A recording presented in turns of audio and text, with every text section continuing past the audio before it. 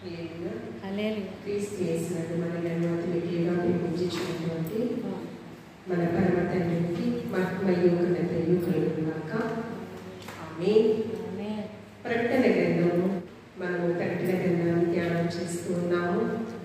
భక్తుడైనటువంటి యోహాను గారు, అపోస్తలుడైనటువంటి యోహాను గారు, యేసు ప్రేమించిన శిష్యుడు యోహాను, యేసు రొమ్మున ఆనుకున్నటువంటి ప్రియ శిష్యుడు, యేసు క్రీస్తు ప్రభువారు శ్రమల కొలిమిలో కాల్చబడుచు ఉన్నప్పుడు, మరణానికి ఎదురు వెడుచు ఉన్నప్పుడు, ఆ శ్రమల కొలిమిలో చేరుగా నిలిచినటువంటి ఏకైక శిష్యుడు భక్తుడైనటువంటి యోహాను గారు. ఈయన సువార్తను ప్రకటిస్తూ అనేకమైన శ్రమలు పొందుకుంటున్న సమయంలో పద్మాసు దివిలో అనేకమైన శ్రమానుభవంలో జీవిస్తున్నప్పుడు పరలోక రాజ్యాన్ని ముందుగా చూసేటటువంటి గొప్ప ధన్యతను పొందుకున్నటువంటి గొప్ప భక్తుడు ఈ యొక్క యోహాను గారు రాసినటువంటి ప్రకటన గ్రంథము. ఈ యొక్క ప్రకటన గ్రంథంలో మొదటి అధ్యాయము 16వ వచనాన్ని ధ్యానం చేద్దాము. ఈ దినము ప్రకటన గ్రంథము మొదటి అధ్యాయము 16వ వచనం ధ్యానం చేద్దాము. మొదటి అధ్యాయము 16వ వచనం. ఆయన తన కుడి చేత 7 నక్షత్రములు పట్టుకొని ఉండెను. ఆయన నోట నుండి రెండంచులుగా వాడి అయిన ఖడ్గము ఒకటి బయలు వెలుగుచుండెను. ఆయన ముఖము మహా తేజస్సుతో ప్రకాశించుచున్న సూర్యుని వలె ఉండెను. ప్రార్థన చేసుకుందాం. ప్రేమ నమ్మకం కలిగిన మా కన్న తండ్రి, స్తుతులకు పాత్రుడా, ఘనతకు అర్హుడా, మా గొప్ప దేవానికి వందనాలు. మేమేమై ఉన్నామో అది కేవలం నీ ఉచితమైన కృపలను మాత్రమే ప్రభువా. సమయమును సద్వినియోగపరుచుకుని నీ సన్నిధానంలో నిలబడినటువంటి నీ ప్రియుడలను మీరు దీవించండి. రెట్టింపు ఆశీర్వాదానికి యోగ్యులుగా ఎంచమని అడుగుచున్నాను. వాక్యమైన దేవా, నా మాట అగ్ని వంటిది కాదా, నా మాట ఖడ్గం వంటిది కాదా అని సెలవిస్తున్న దేవా, మా హృదయంలో ఉన్నటువంటి మలినాన్ని దహించి వేయండి ప్రభువా. నీ వాక్యం చేత మీకు ఆయాసకరమైన క్రియలన్నీ కూడా మా నుంచి మీరు దూరపరచమని అడుగుచున్నాను. హృదయపు లోతుల్లోకి చొచ్చుకుపోయేలాగా ప్రభువా మా వాక్యంతో మా హృదయాన్ని మీరు సంధించమని అడుగుచున్నాను. వాక్యానుసారమైన జీవితం జీవిస్తూ నీ రాకడ కొరకు సిద్ధపడే వరుసలో, నీ రాజ్య స్థాపన కొరకు ప్రయాసపడే వరుసలో మమ్మల్ని మీరు ఆయత్తపరచుమని క్రీస్తు పరిశుద్ధ నామంలో అడిగి వేడుకుని ప్రార్థించుచున్నాము తండ్రి. ఆమేన్. చదవబడినటువంటి లేఖన భాగము, ఆయన తన కుడి చేత 7 నక్షత్రములు పట్టుకుని ఉండెను. 7 నక్షత్రములు. ఈ యొక్క 7 నక్షత్రములు కూడా 7 దూతలకు సాదృశ్యంగా కనిపిస్తూ ఉన్నాయి. భక్తుడైనటువంటి యోహాను గారి చేత 7 సంఘములకు ఒక హెచ్చరికతో ఉన్నటువంటి లేఖలు రాయడం అనేది జరిగింది. 7 సంఘాలకు హెచ్చరికతో ఉన్నటువంటి లేఖలు రాయడం అనేది జరిగింది. ఈ యొక్క 7 సంఘాలకు దూతలుగా ఈ నక్షత్రములు కనిపిస్తూ ఉన్నాయి. దూత, ప్రధాన దూత తేజో నక్షత్రమా. ఎక్కడుంది? లూసిఫర్ ఏంటి దానికి ఉన్న పేరు? తేజో నక్షత్రమా. దేవదూతలలో ప్రధాన దూత లూసిఫర్ కదా. తేజో నక్షత్రమా, వేకువ చుక్క, నీవు ఏలా నేల మట్టికి నీవు పడిపోతివి కదా. అతను ఎక్కడుంది? లూసిఫర్ ప్రధాన దూతగా కెరూబులు శరూబుల మధ్య, దూత గణముల మధ్య, దూతలలో ప్రధాన దూతగా త్రియేక దేవుణ్ణి ఆరాధన చేసేటటువంటి ఒక స్తుతి ఆరాధన చేసేటటువంటి యోగ్యుడు కదా. ఇక్కడ కూడా ఈ నక్షత్రములు దేనికి సాదృశ్యంగా కనిపిస్తున్నాయంట? దూతలుగా. 7 సంఘాలకు దూతలుగా ఇవి కనిపిస్తూ ఉన్నాయి. అంతేకాకుండా సువర్ణ దీప స్తంభములుగా కూడా ఇవి కనిపిస్తూ ఉన్నాయి. ప్రకటన గ్రంథం మొదటి అధ్యాయం 20వ వచనం చదువుకుందామండి. అనగా నా కుడి చేతిలో నీవు చూచిన 7 నక్షత్రములను గూర్చిన మర్మమును ఆ 7 సువర్ణ దీప స్తంభముల సంగతి వ్రాయుము.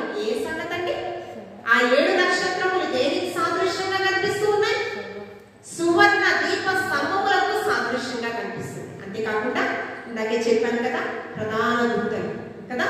ఈ 7 నక్షత్రాలు దూతలుగా సాదృశ్యంగా కనిపిస్తూ ఉన్నాయి. 7 సంఘాలకి దూతలుగా. ఇవి ఎవరి చేతిలో ఉంచబడి ఉన్నాయంట? చదవనటువంటి లేఖన భాగంలో ఆయన తన కుడి చేత 7 నక్షత్రములు పట్టుకుని ఉన్నాడు. ఈ దేవదూతలు ఎవరి చేతిలో ఉన్నాయి? ఎవరి స్వాధీనంలో ఉన్నాయి? లోకరక్షకుడైన యేసుక్రీస్తు ప్రభువారి యొక్క చేతులలో ఉన్నాయి కదా. ఎంత గొప్ప తండ్రి తండ్రి. మనం ఆలోచన చేస్తే ఈ యొక్క చదవబడినటువంటి లేఖన భాగం గురించి మనము ధ్యానం చేద్దాం.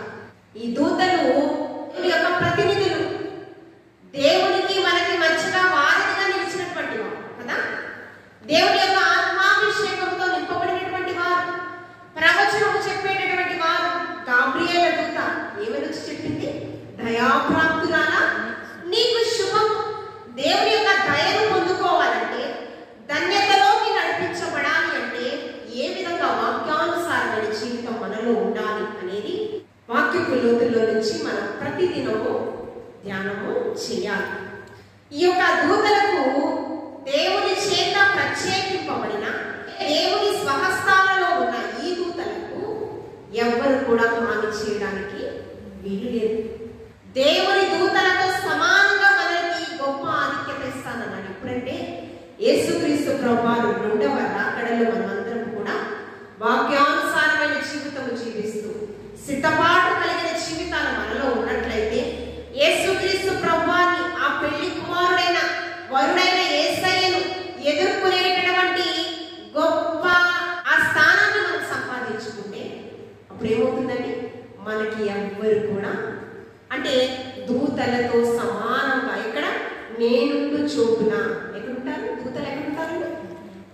కెరూబులు శరూబుల మధ్య, దూత గణముల మధ్య పరిశుద్ధుడు పరిశుద్ధుడు అని కొనియాడేటటువంటి ఆ త్రియేక దేవుడు లోకరక్షకుడైన యేసుక్రీస్తు ప్రభువారు నేనుండు చోటున మీరు కూడా, ఆ దూత గణముల మధ్య మీరు కూడా పరిశుద్ధుల వరుసలో మీరు ఏర్పాటు చేయబడి నా కుడి పార్శ్వమున నేను వెడుచున్నాను మీ కొరకు నివాస స్థలములను సిద్ధపరచుట కొరకు కదండి. మనకి కీడు చేయటటువంటి ఇటువంటి స్థితిలో దేవాది దేవుడు మనల్ని ఎప్పటికీ కూడా విడిచిపెట్టాడు. విశ్వాసపరుడైనటువంటి యోగు భక్తుడు, ఊజు దేశానికి ఒక భక్తి పరుడు, అపవిత్రతను అసహించుకున్నటువంటి వ్యక్తి, యథార్థవంతుడు, సమర్పణ జీవితం కలిగినటువంటి వాడు. అతన్ని ఎంతగా శోధించింది అపవాది కదా. అతని మరణంపై అధికారం మీద ఎవరికి? అపవాదికి లేదు. అతని మరణంపై అధికారము ఆ త్రియేక దేవునికి మాత్రమే ఉంది. జీవ మరణములు యెహోవా వశంలో ఉన్నాయి, ఆధీనంలో ఉన్నాయి కదా. నక్షత్రములు దేవదూతములతో దేవాది దేవుడు పోల్చుచూ ఉన్నాడు. ఆ దేవదూతలు దేవుని యొక్క స్వహస్తాలతో నింపబడి ఉన్నాయంట కదా. మనకి కూడా దేవదూతలతో సమానంగా ఉండేటటువంటి గొప్ప వాక్యాన్ని దేవాది దేవుడు ఆయన పరిచారకులుగా ఉండేటటువంటి పరిశుద్ధుడు పరిశుద్ధుడని పరిచారకులుగా కొనియాడబడేటటువంటి గొప్ప వాక్యాన్ని దేవాది దేవుడు మనకి ఇస్తానని వాగ్దానం చేశాడు. 7 నక్షత్రం తరువాత ఆయన నోట నుండి 2 అంచెల గల వాడి అయిన ఖడ్గం ఒకటి బయలు వెడలుచుండేవు. ఏంటంటే ఆయన నోట నుండి నా మాట అగ్ని వంటిది కాదా, నా మాట ఖడ్గం వంటిది కాదా, 2 అంచెల వాడి గల ఖడ్గం వంటిది కాదా అంటే 2 వైపుల పదులుగా ఉంటదండి. అది ఎలా ఉంటది? 2 అంచెల వాడి గల ఖడ్గం అంట. మన హృదయపు లోతుల్లోకి చొచ్చుకుపోయి దేవునికి ఆయాసకరమైన అసహింపబడిన ప్రతి స్థితిని దేవాది దేవుడు ఖడ్గముతో అగ్ని వంటిది కాదా దహించి వేస్తాడు. మొక్కై వంగనిదేం రానై ఓగునా కదా. దేవుని యొక్క వాక్యం కూడా మనం ఆలోచన చేస్తే, బాలుడు నడవవలసిన త్రోవను మనకి నేర్పించాలి. నేర్పించకపోతే ఏమవుతుంది? పెరిగి పెద్దవాడైనప్పుడు, నేర్పిస్తేనేమో పెరిగి పెద్దవాడైనప్పుడు ఆ వాక్యము తన జీవితాన్ని ఏమండి పరిశుద్ధత వైపు మళ్ళిస్తూ ఉంటుంది. యోసేపు కూడా, యాకోబు కుమారుడైనటువంటి యోసేపు కూడా ఫలించని కొమ్మగా ఎలా ఉన్నాడు? పోతీఫర్ భార్య శోధించింది కదా, పాపంలో శోధించింది, కానీ అసహించుకుని పారిపోయాడు అక్కడి నుంచి కదా. అందుకని దేని చేత తమ నడకను సరి చేసుకుందరు? దేవుని యొక్క వాక్యం చేతనే కదా. మనం ఏం చేయాలంట? ఉదక స్నానం చేయబడుచు ఉండాలంట. సర్వ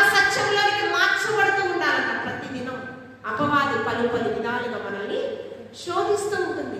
అందుకనే ఏంటి, ఆయన నోట నుండి రెండంచెల గల వాడి అయిన ఖడ్గం ఒకటి బయలుదేరిందంట.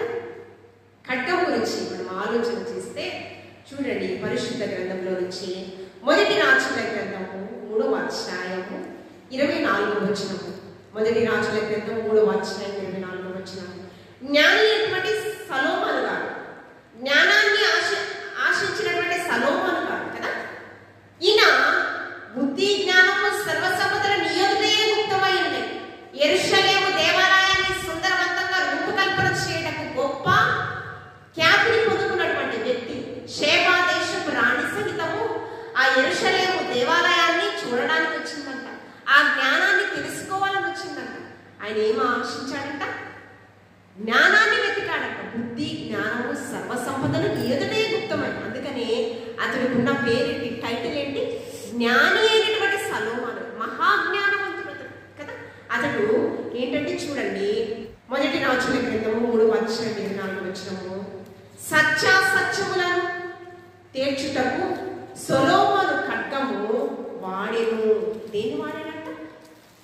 సత్యాసత్యములను తేర్చుటకు, ఆ రాజ్యములో శత్రు దేశం నుంచి ఆ రాజ్యాన్ని కాపాడుటకు, సత్యాన్ని అనుసరించి జీవిస్తూ ఏమండి రాజ్య పరిపాలన చేస్తూ, ఆ యొక్క సత్యాసత్యములను తేర్చుటకు, అసత్యము నుంచి తీసివేయటకు రాజ్యంలో నుంచి ఏం చేశాడంట? సొలొమోను ఖడ్గాన్ని వాడాడంట.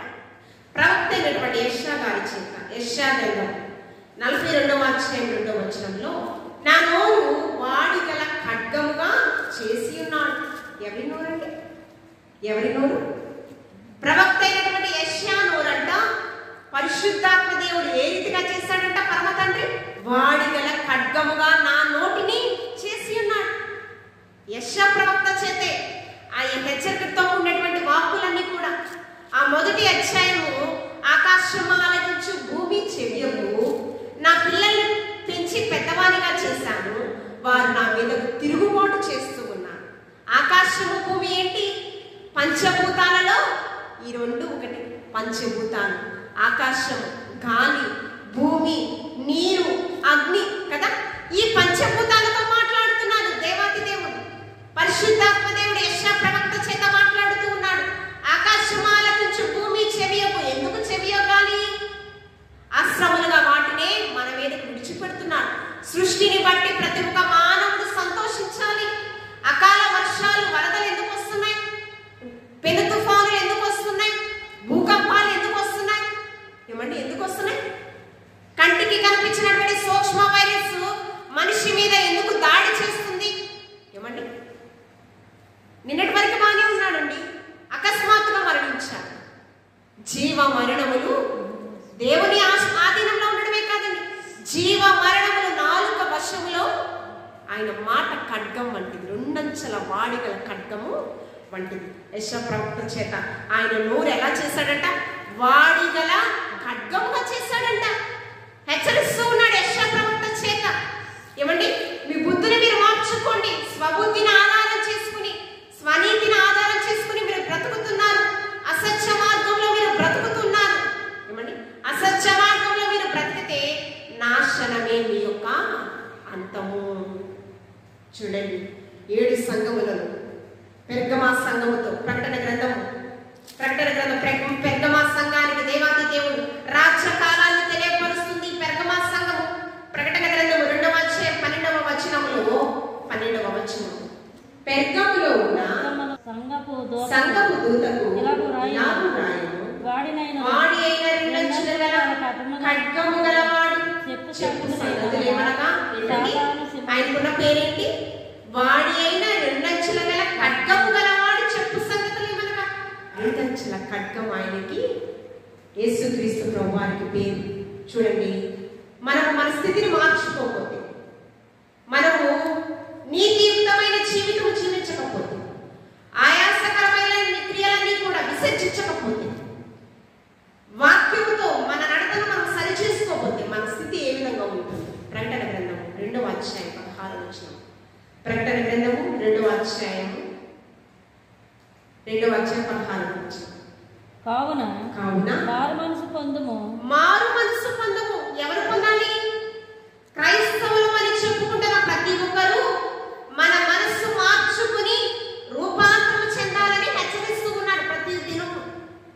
నేను క్రైస్తవుని క్రైస్తవురాలని చెప్పుకోవడము కాదండి. ఎవరు చెప్పాలి? నువ్వు నిజమైన క్రైస్తవుడని చెప్పాలి. ఎవరు చెప్పాలి?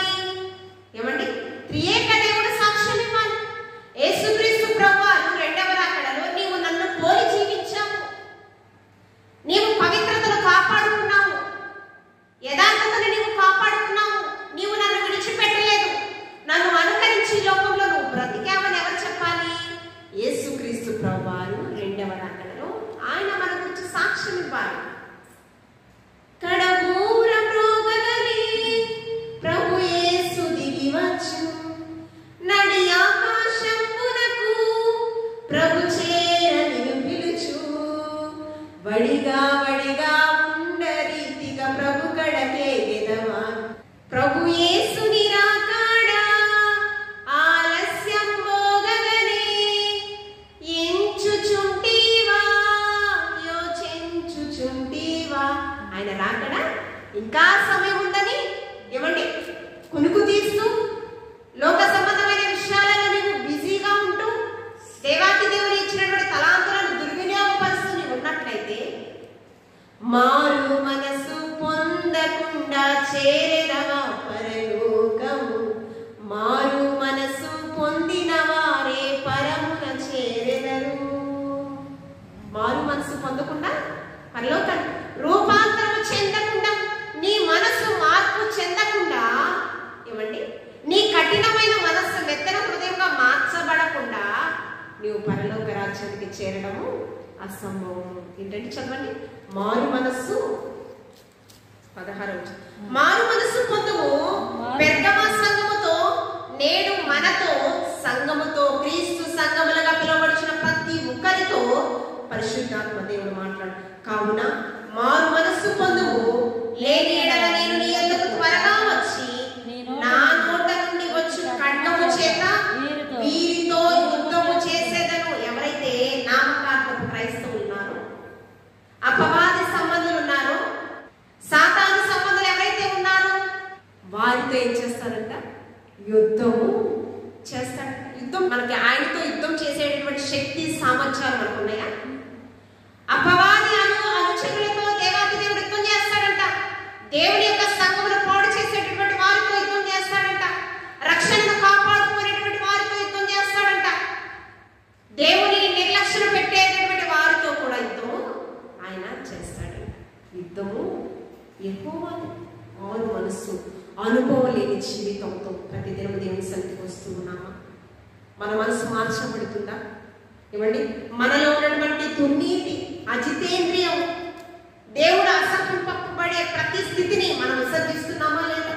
ఇదే జ్ఞాని సలోమాను గారు సామెతల గ్రంథము 6వ అధ్యాయం 16వ వచనం, యెహోవాకు అసహ్యులైనవి 6 గలవు, 7 ఆయనకు హేయములు. అవేమనగా అహంకార దృష్టి ఉండకూడదు నీలో. ఎలా ఉండకూడదండి? అహంకార దృష్టి. ఇతరులను నువ్వు చూసినప్పుడు చాలా తక్కువగా చూస్తావు. పైకి మాత్రం బాహ్యంగా నువ్వు ఎలా కనిపిస్తావంటే వికటమైన ప్రేమ వారి పట్ల చూపిస్తావు, కపటమైన ప్రేమ చూపిస్తూ ఉంటావు, ద్వంద్వ నీతి వారి పట్ల ప్రదర్శిస్తూ ఉంటావు, మధ్యలో వాళ్ళని బలి పశువులు చేస్తూ ఉంటావు, అమాయకులను నీవు బలి పశువులు చేస్తావు. ఏమి తెలియనటువంటి వారిని పాప బీజాన్ని పాపంలో వారిని ప్రేరేపించి నువ్వేం చేస్తావంటే వారిని దేవుని నుంచి దూరంగా నువ్వు చేస్తావు. నీ దృష్టి ఎలా ఉంటుందంటే అహంకార దృష్టి, అహంకారపు చూపు. సర్వేంద్రియాన నయనం ప్రధానం. మన శరీరంలో అన్ని అవయవాల కంటే నేత్రము ప్రధానమైనదంట కదా. నీ దృష్టి ఎలాంటిది? అహంకార దృష్టి. ఈ దృష్టి అసహ్యమైనదంట దేవానికి దేవునికి. రెండోది కళ్ళల్లాడు నాలుక, కపటమైన నాలుక, వాడి గల రుణచల ఖడ్గం వంటిది. ఏమండి చాలా మంది అంటూ ఉంటారు, వారి హృదయానికి బాధ కలిగితే చచ్చే వరకు ఆ మాట నేను మర్చిపోలేను. కొంతమంది హృదయానికి బాధ కలిగించే మాటలు కొన్ని విన్నప్పుడు ఏమంటుంది, అది అవునా కాదా విచక్షణ జ్ఞానం మర్చిపోతూ ఉంటారు. ఒక వ్యక్తిని చూస్తే ఆ వ్యక్తి హానికరమైన వ్యక్తి, మనకు మేలుకరమైన వ్యక్తి అనేది క్షుణ్ణంగా తెలుసు మనకి కదా. ఆ వ్యక్తి మనకి అవసరానికి వాడుకుంటుందా, ఏ రీతిగా అనేది, ఏమండి మనకి మభ్య పెట్టే మాటలు మనతో మాట్లాడుతుందా అనేది చేతి వేళ్లతో మన శత్రువులు ఎవరో, మిత్రువులు ఎవరో, మనని మేలు కోరే వాళ్ళు ఎవరో, మేలు కోరు స్నేహితుడు గాయమును రేపుడు అంటాం కదండి. ఎలా చేస్తారు? మేలు కోరే స్నేహితుడు, అమ్మా ఇది కరెక్ట్ కాదు, లేకపోతే అమ్మా ఇది నువ్వు మార్చుకో చెప్తారు. నీ మేలు కోరని స్నేహితుడు నువ్వు ఎలా బ్రతికినా నీవు మంచివాడే, నీవు మంచి వ్యక్తివే, నీవు మంచిదానమే అంటాడు. మేలు కోరే స్నేహితుడు, నిజమైన స్నేహితుడు విలువక ప్రేమించును, దుర్దశలాత్మ స్నేహితుడుగా సహోదరుడుగా ఉందనంట మనకి. ఆయన ఎవరు? నిజమైన ప్రేమ స్నేహితుడు, విడువక ప్రేమించి మన పట్ల కృప చూపించి ప్రాణాలు ఇచ్చేటటువంటి ప్రేమను మన పట్ల ఆయన చూపించాడు. రెండోది ఏంటి? కళ్ళల్లాడు నాలుకయు, నిరపరాధులను చెంపు చేతులను. ఏమంటే ఒక వ్యక్తిని నరహత్య చేయడానికి మాత్రం లేనివి ఉన్నట్టు మాట్లాడుచు వాళ్ళ హృదయాన్ని చంపడానికి ఏమాత్రం వెనుకాడరండి. రెండోదేంటి?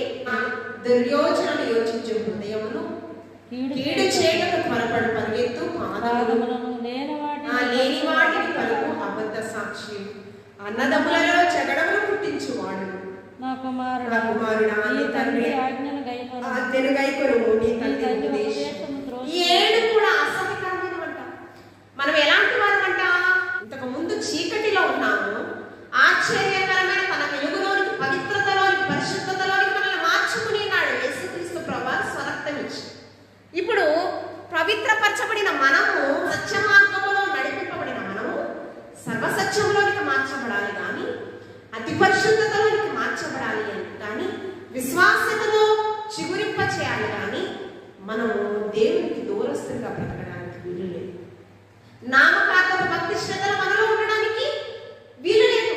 అందుకనే ఆశీర్వాదానికి వారసులకు మాత్రమే మీరు పిలువబడితే కానీ మరి దేని కొరకు కాదు.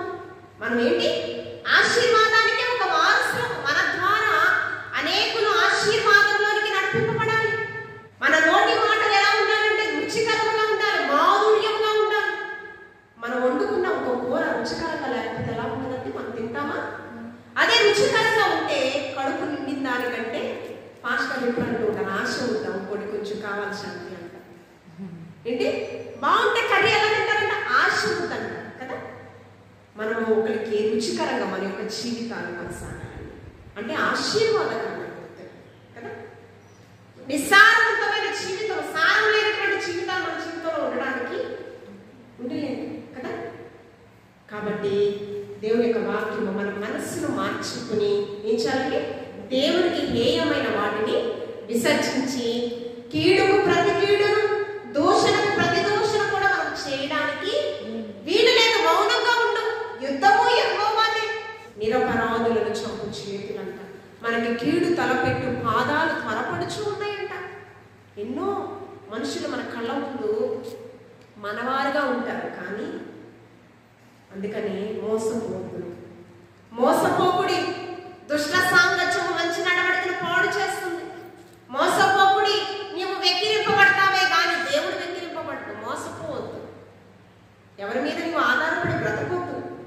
ఎవరిని నువ్వు అమితంగా నమ్మద్దు. అందుకని నాకంటే తల్లినైనా, తండ్రినైనా, సహోదరిని మరి ఎవరిని కూడా నువ్వు అమితంగా ప్రేమించొద్దు. ప్రేమించి నీవు మోసపోవద్దు. అయ్యా నేను మోసపోయాను అని నువ్వు తర్వాత బాధపడొద్దు. అందుకని హెచ్చరికతో ఉన్నటువంటి వాక్కులు ఈ కడవరి దినాలలో తల్లిదండ్రులే బిడ్డలు చెబుతున్నారు. బిడ్డల జీవితాలు పాడు చేస్తున్నారు. అయ్యో నవమాసాలు మోసి కని పెంచామే బిడ్డల్ని. ఏమండి? గర్భఫలము యెహోవా అనుగ్రహించు శ్వాసం, గర్భఫలం ఆయన ఇచ్చు బహుమానమే కదా. ఆ బహుమానాన్ని ఎంత జాగ్రత్తగా కాపాడుకోవాలండి మనం. లోకాశలకు లోనవ్వకుండా, లోకంతో కొట్టుకుపోకుండా మన బిడ్డల్ని స్వాస్యము, బహుమానము, ఆ బహుమానాలని ఏదేమైనప్పటికీ కూడా శక్తికి మించిన కొద్ది ప్రయాసపడుతున్నాం కదా. దేనికండి? పరలోక రాజ్య పౌరులుగా అయ్యే దాని కొరికి మనము ఏమండి వారిని నడిపించాం. చదవబడిన వాక్యంలో కావున మారు మనసు పొందుము, లేని ఎడల నేను మీ యొద్దకు త్వరగా వచ్చి నా నోట నుండి వచ్చి ఖడ్గము చేత వీరితో యుద్ధము చేసేదను కదా. ఆయన చాలి కరుణ వాత్సల్యత కలిగినటువంటి వాడు కదా. కనికర సంపన్నుడు.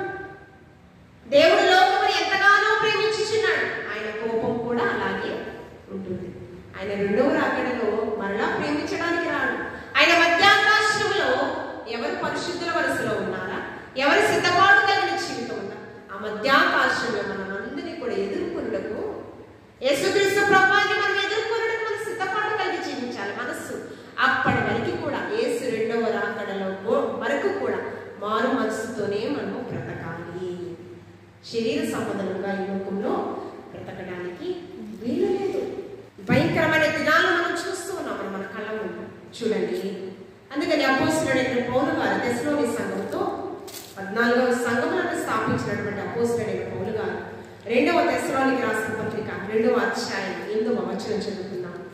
2వ తెస్సలోనికి రాసిన పత్రిక 2వ అధ్యాయం 8వ వచనం చదవండి. 2వ అధ్యాయం 8వ వచనం.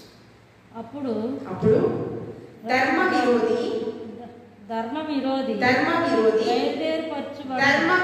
అంటే ధర్మానికి విరోధి అంటే అధర్మం కదా. అధర్మానికి జనకుడు ఎవరు? అసత్యానికి జనకుడు ఎవరు? అపవాది కదా. అపవాది అంట బయలుపరచబడును.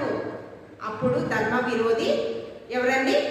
దేవునికి దూరంగా బ్రతికేటటువంటి వారి అందరికీ కూడా ఆయన బయలుపరుస్తూ ఉన్నాడంట. తర్వాత ప్రభువైన యేసు తన నోటి నుండి ఊపిరి చేత వారిని సంహరించి తన ఆగమనము ప్రకాశము చేత నాశనము చేయును. ఎవరి చేత? ధర్మ విరోధి. అపవాది ఎవరిని పలు విధాలకు ప్రేరేపితం చేస్తుంది కదా. అపవాది సంబంధాలకు ఒకవేళ మనం బ్రతికామనుకోండి, దేవుడు ఏం చేస్తాడంట? ఆయన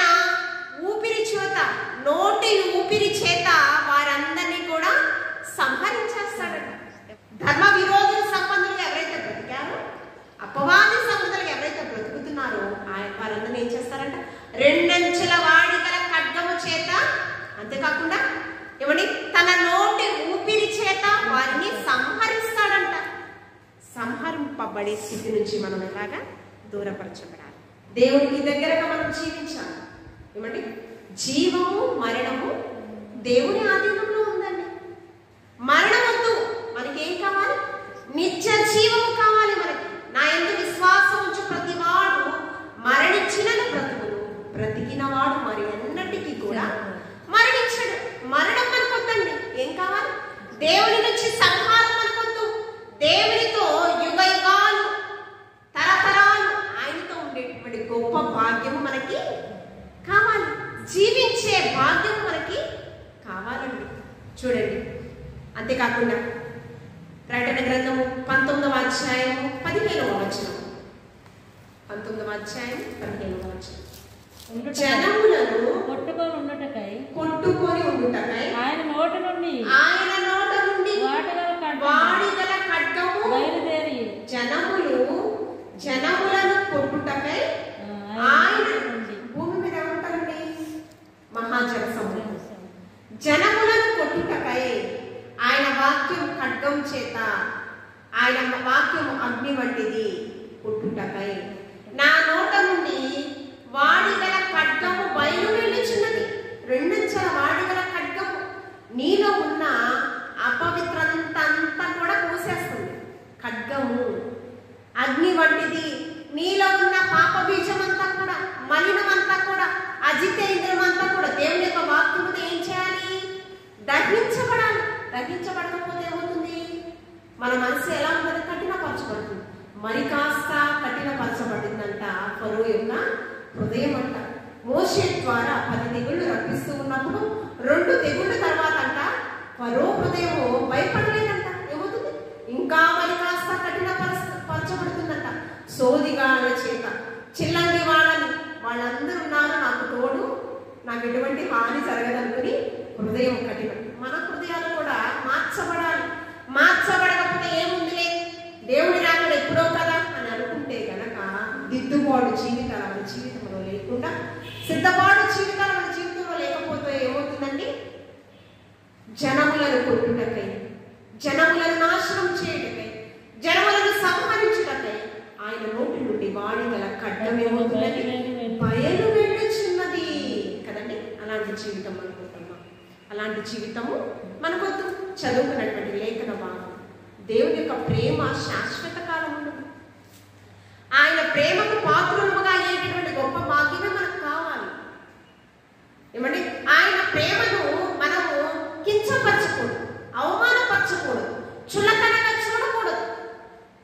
యేసయ్య మనల్ని ప్రేమించాడు, మనం ఆయనను ప్రేమించాలా? ఇవ్వండి, ప్రేమ అనే హేతువు చేత పరమ తండ్రి మనల్ని ప్రేమించి ఒక కారణమే ఏ యోగ్యత లేని మనలను ప్రేమ అనే హేతువు చేత ప్రేమించి ప్రియకుమారుడైన ఏమంటే 10,000లో సుందరుడైన యేసుక్రీస్తు ప్రభువుని మన కొరకు బలిగా ఇచ్చేటటువంటి ప్రేమ ఆయన చూపించాడు కదా. ఆయన ప్రేమను చులకనగా చూడకూడదు. ఏమండి, మనం ఏం చేయాలి? ఆయన చేసినటువంటి త్యాగాన్ని తలపోసుకోవాలి. కృతజ్ఞత గలవారమై బ్రతకాలి. లోకంలో ఏ మానవుడు చూపించినటువంటి ప్రేమ, అపారమైన ప్రేమ, అగాపే ప్రేమ ఆయన మన పట్ల చూపించాడు. కృతజ్ఞత గలవారమై లోకంలో బ్రతకాలని చదవబడినటువంటి లేఖన భాగంలో మరొక మాట చదువుకుందాం. ప్రకటన గ్రంథం 1వ అధ్యాయం 16వ వచనం. కుడి చేత 7 నక్షత్రము, దేవుని కుడి చేతలో దేవుని దూతలుగా, దేవుని సంఘానికి సాదృశ్యమైనటువంటి దేవదూతలతో పోల్చుచున్నటువంటి ఏమండి దేవదూతలంట ఆయనకు కుడి చేతిలో ఉన్నవంట. ఆయన నోటి నుండి 2 అంచెల గల వాడి అయిన ఖడ్గం ఒకటి బయలు వెడలుచుండెను, మనలో ఉన్న పాపాన్ని తీసివేయడానికి. ఏమండి, అంతేకాకుండా ఆయన ముఖం మహా తేజస్సుతో ప్రకాశించుచున్న సూర్యుని వలె ఉండెను. ఇప్పుడు నక్షత్రాలు ఎక్కడున్నాయండి? ఆకాశంలో ఉన్నాయి. ఆకాశానికి భూమికి కొన్ని వేల కోట్ల కిలోమీటర్లు ఉన్నాయి. దూరం ఎంతుంది? ఆకాశానికి భూమికి కొన్ని వేల కోట్ల కిలోమీటర్ల దూరం ఉందండి కదా, అవునా? ఈ యొక్క ఆకాశంలో ఉన్నటువంటి నక్షత్రాలు మనకి ఎప్పుడు కనిపిస్తాయి? పగలు కనిపిస్తాయా? నక్షత్రాలు ఎప్పుడు కనిపిస్తాయి? జ్యోతుల వల్ల ప్రకాశించాలంటున్నాడు. చీకటిని పారద్రోలి నక్షత్రాలు వెలుగుతో నింపబడి ప్రకాశిస్తూ ఉన్నాయంటే ఎలా ప్రకాశిస్తూ ఉన్నాయి? నీతి సూర్యుడైన యేసుక్రీస్తు ప్రభువు తేజస్సుతో నింపబడిన తరువాత ఆ నక్షత్రాలు ప్రకాశిస్తూ ఉన్నాయంట. ఎలాగా? యేసుక్రీస్తు ప్రభువు ఎలాంటి వాడు? మలాకి గ్రంథం 4వ అధ్యాయం, మలాకి గ్రంథము 4వ అధ్యాయం 2వ వచనం. మీకు నీతి సూర్యుడు ఉదయించెను. ఎలాంటి సూర్యుడు అండి? నీతి సూర్యుడు. సూర్యకాంతి కొన్ని వేల కోట్ల తేజస్సు కలిగినటువంటి సూర్యకాంతి కలిగినటువంటి నీతి సూర్యుడు మన కొరకు ఉదయించాడు కదా. ఇక్కడ మోషే జమ్ము పెట్టిలో విడిచిపెట్టిన తర్వాత ఫరో కుమార్తె చూసింది. ఆ జమ్ము పెట్టిలో మోషే చూసి దాన్ని పట్టుకుని ఏమంటుందో తెలుసు? చూసిన వెంటనే ఇతడు నిజముగా హెబ్రీ కుమారుడే. ఎలా ఉందండి? ఎలా? అతడు ముఖము ప్రకాశిస్తూ ఉందంట. దేవుని ప్రతినిధి అయినటువంటి ప్రవక్త నాయకుడైనటువంటి మోషే ముఖం అంట ప్రకాశిస్తూ ఉందంట. ఆ ప్రకాశమానాన్ని చూసామంటుంది ఇతడు నిజంగా హెబ్రీ కుమారుడే అని సాక్షిస్తుంది. మనం కూడా నీతి సూర్యుడైన రారాజు ఆయన పోలికలో ఆయన స్వార్థ్యమును మనల్ని నిర్మించుకుని ఉన్నాడు. మనం కూడా ఎలా ఉండాలి? ప్రకాశిస్తూ ఉండాలి. తేజో నక్షత్రం ఏమండి, నక్షత్రం ఆకాశంలో ఆ ప్రకాశించేటటువంటి జ్యోతుల వల్ల మన జీవితాలు ఉండాలని దేవాది దేవుడు. సువార్త ప్రకటించేటటువంటి పాదాలు ఎంతో సుందరముగా, అది పర్వతము మీద ఎంతో సుందరముగా దేవాది దేవుడు మలచి ఉన్నాడు. ఎత్తైన పర్వతము మీద మన జీవితాలు ఎలా ఉండాలి అంటే నక్షత్రముల వలె ప్రకాశమానమైనగా మన జీవితాలు. ఈ నక్షత్రాలకి తేజస్సునిచ్చింది నీతి సూర్యుడు. చీకటిని పారద్రోలి నక్షత్రాలు దగదగ మెరవడానికి, కాంతినివ్వడానికి, ఆ ప్రకాశవంతమైన తేజస్సునివ్వడానికి కారణము నీతి సూర్యుడైన యేసుక్రీస్తు ప్రభువు. త్రియేక దేవుడు. మనం కూడా ప్రకాశవంతమైన జీవితం, అంధకారంలో పాపమనే దాసత్వంలో ఉన్న మన జీవితాలను ఏమండి వెలుగుల వలె, జ్యోతుల వలె మనల్ని ప్రకాశించు అంటే నక్షత్రాల వలె, దూతల వలె మనల్ని మార్చుచూ ఉన్నాడు దేవాది దేవుడు. ఏమండి దూతలతో సమానంగా ఉండేటువంటి గొప్ప ఆరోగ్యం. కాబట్టి మనం ఏ రీతిగా బ్రతుకుతున్నాం? దేవుని యొక్క వాక్యం చేత, దేవుని యొక్క వాక్యం చేత ప్రతిదినం ఉదక స్నానం చేయవచ్చు. మళ్ళీ దేవునికి ఇష్టలుగా బ్రతుకుతాం. ఆయాసకరమైన క్రియలన్నీ కూడా విసర్జిద్దాం. దేవుని రాకడలో బలా నమ్మకమైన మంచి కుమార్తె అనేటువంటి సాక్ష్యం పొందుకుంటూ ఆ దేవదూత గణములతో దేవదూతలతో సమానంగా ఉండేటువంటి గొప్ప ఆధిక్యతను కూడా పొందుకునే వరుసలో మనం ఉండాలని దేవాది దేవుని మాటలు మనందరి వెనుకల్లో బహుగా ఫలించి ఆశీర్వదించిన కాక ఆమె. పరిశుద్ధుడ గనుడ గొప్ప దేవానికి వందనాలు. అవును ప్రభా, దూతలుగా ప్రభా నక్షత్రములను నీవు ఏర్పాటు చేసుకుని నీ యొక్క చేతిలో వాటిని అమర్చుకున్న దేవా, మమ్మలను కూడా దూతలతో సమానంగా నీవు ఉండేటువంటి గొప్ప ఆధిక్యతను ఇస్తానన్నామయ్యా. ఇచ్చినటువంటి ఆధిక్యతను మేము దుర్వినియోగపరచుకోకుండా నీకు ఇష్టలుగా జీవించే భాగ్యము, నీ పరలోక రాజ్య పౌరులుగా అనేటటువంటి గొప్ప ధన్యతను మమ్మల్ని మేము మార్చుకుని ప్రభా, భక్తుడైనటువంటి యోహాను గారిని ప్రేమించావు ప్రభా. ప్రభా, నీ రొమ్మున ఆనుకుని ఉన్నటువంటి శిష్యులు ప్రభా, పరలోక రాజ్యాన్ని ముందుగా చూసేటటువంటి గొప్ప ధన్యతను పొందుకున్నటువంటి వ్యక్తి మేము కూడా పరలోక రాజ్యం యొక్క నూతన యెరూషలేములోనికి ప్రభా చేరేటటువంటి వరుసలో మమ్మల్ని మేము సిద్ధపరచుకుని ప్రభా, కళంకము లేని సంఘములుగా, మత్సాటాలు ముడతలేని సంఘములుగా మమ్మల్ని మేము పవిత్రపరచుకుని వాక్యముతో ఉదక స్నానం చేయవచ్చు. నీకు ఇష్టలుగా జీవించు భాగ్యము మాకు దయచేయండి ప్రభా. నీ రాకడ కొరకు సిద్ధపడే వరుసలో స్వార్థ సేవ సంఘములో ప్రభా ఉన్న ప్రతి ఒక్కరిని ప్రభా నీకు ఆయాసకరమైన అన్ని క్రియలన్నీ కూడా మానుచి మీరు దూరపరచండి ప్రభా. నీకు స్తోత్రం. రూపాంతరం చెందుచు ప్రభా నిన్ను ఎదుర్కొనే భాగ్యం దయచేయండి. సంఘ దైవజనులకు మంచి ఆరోగ్యం దయచేయండి. వారు చేసిన ప్రతి పనిలో ప్రయాసలో ప్రభా సఫలీకృతాన్ని మీరు అనుగ్రహింపచేయండి ప్రభా. మీరు ఆకడలో సార్వత్రిక సంఘంగా స్వార్థ సేవా సంఘం ఏర్పాటు చేసుకున్నాడు. క్రీస్తు పరిశుద్ధ నామములో అడిగి వేడుకుని ప్రార్థించుచున్నాము తండ్రి. ఆమేన్.